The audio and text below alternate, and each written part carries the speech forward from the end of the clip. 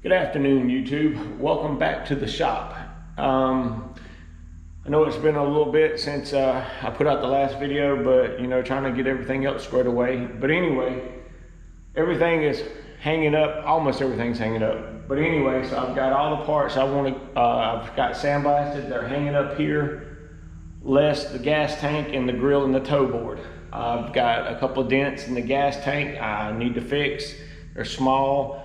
I'll show you how to do that. I need to weld a place up on the toe board and grind it down and then just put a skim coat of filler over it. And I had to do a little bit of metal work on the grill and straighten all that back out. Now I just got to put a little skim coat of filler on it and it's done. And I'll show you how I do that. But anyway, to get to this point, when I get a new car or get a car, truck, tractor, it doesn't matter. I always pre-wash everything before I begin prep. If it's not too bad, I just use regular Dawn dishwashing liquid.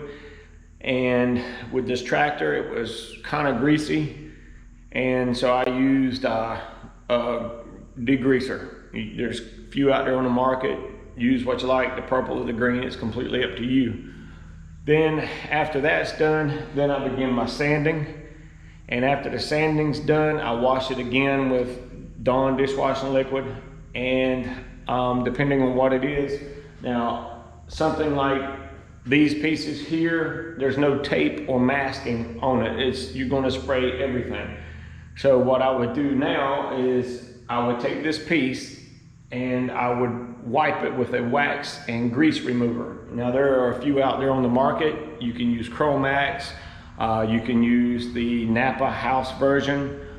I'm using right now this brand right here, and this is not given to me. I had to pay for it. So anyway, and it works pretty good. I haven't had any issues with it, and it's a lot cheaper than buying name brand cleaner because it's the same thing, just a different can. So anyway, so I would wipe everything that you see here. I would pour some of that on a blue shop towel and wipe it, and then I go behind it with a dry shop towel and wipe it. Okay, now once everything's done, the bad part about this is with when you're wiping it with the wax and grease remover, all this stuff builds static because of the chemical. So what I do before I tack it is I mix 50-50 isopropyl alcohol and water, and I will spray a paper towel just like I do with the surface cleaner, wipe the piece, and then I go back over it with a dry paper towel, and that will eliminate most, if not all, of your static electricity. Because once you start spraying paint, there's going to be static in the air, and it will draw dust and stuff right to the piece you're painting, and then you've got a mess. So also too, if you're painting in a shop, to help control the overspray, you can wet the floor and put you a chain all the way around the parts you're painting or the piece you're painting, and believe it or not, the chain will draw all the overspray to it because it's laid on the water and it's grounding. So the static and all that stuff will draw to the chain, and it helps out a lot. So it's another little trick that I learned over the years from somebody who taught me how to paint. Well, like I said, got a lot of pieces here. I still got a couple pieces to do out there, and I've got a bunch of pieces here hanging on the tree. So anyway, I'm gonna pause the video here and go get set up to do the dents on the gas tank and get that going, because I need to get in here. I wanna get everything sprayed at once.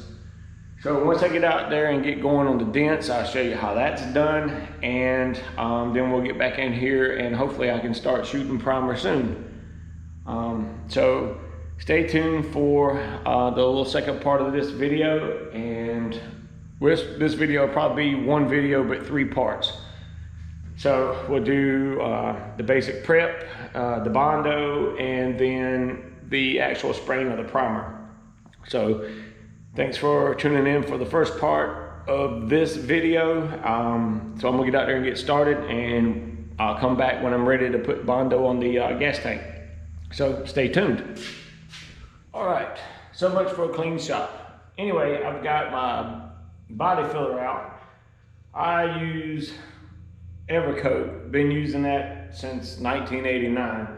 I like it. To me, it's a lot better. You have less pinholes than you do with Bondo that you get from like AutoZone or Napa or somewhere. Anyway, so once you get your hardener mixed in with or put out in your filler, you got to be really quick and mix it, because this stuff will set up quick. And the more hardener you put in it, the faster it sets up and less working time you have with it. So you want it to be just a uniform color, and then you're ready to apply. So, and what I use for a putty board is just a piece of Lex sand that I had laying around from when I built my shoot house.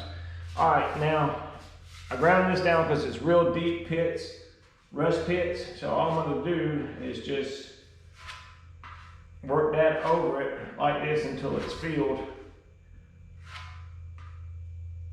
Okay? And I always try and go with the direction of the panel. And this one here got a dent here, so what I'll do is just come down this way, and you don't want to mix up too much of this stuff because it's expensive. So just mix up what you think you'll need and go from there. And it doesn't have to be pretty right now because you're going to sand it. And once you sand it, you may have a little bit of a low spot. Then you just, like I said, sand it, come back and put just a little bit more filler over it.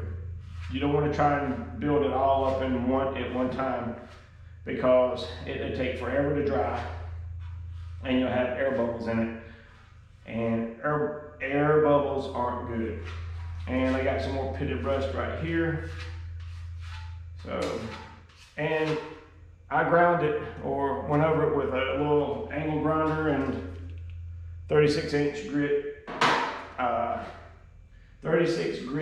disc, and brought it down to shiny metal. Now you could have went straight over the metal here with the Bondo and it wouldn't have hurt. All right, set this out of the way. I've got to do a little bit right here on the grill. All right. I had to hammer all this out and get it straight. And what I'm going to do is just put a light skim coat over it just to get rid of the hammer marks. And that's it. And the filler is starting to set up now, so we're pretty good. I ain't got too much left over.